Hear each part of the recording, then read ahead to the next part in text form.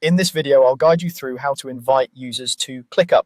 Whether you're bringing in a brand new teammate or giving a client access to a workspace, the invite process is quick and straightforward once you know where everything is.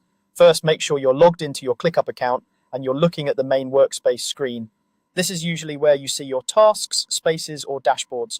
We'll start from here so you can follow along easily. To begin, move your attention to the lower left corner of the screen.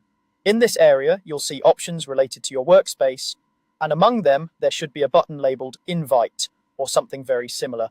This is the main entry point for adding new people. And go ahead and click on that Invite button. When you click Invite, a small window or panel will open. This is the invite dialog where you can specify who you want to bring into your ClickUp workspace.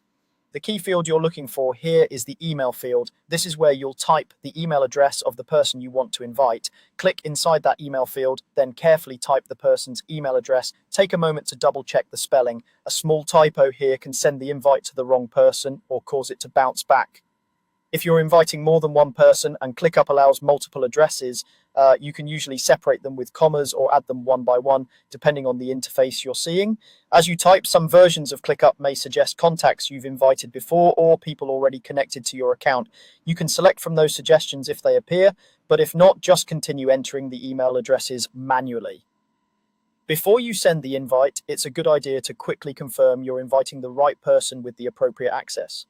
In some setups, the invite window may let you choose what role or level of permission the new user will have. For example, they might be a member with full access to tasks or a more limited guest who can only see specific items. If you see these options, choose the one that best fits how this person should work with your team. If you don't see permission options here, you can usually adjust them later in your workspace settings.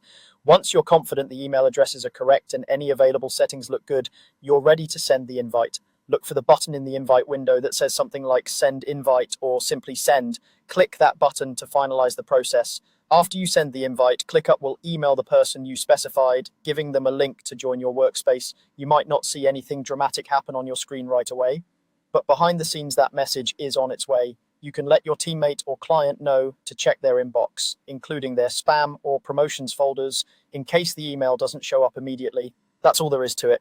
You click Invite in the lower left corner, type their email, and send the invite. Once they accept it from their email, they'll be able to join you in ClickUp and start collaborating on tasks, projects, and more.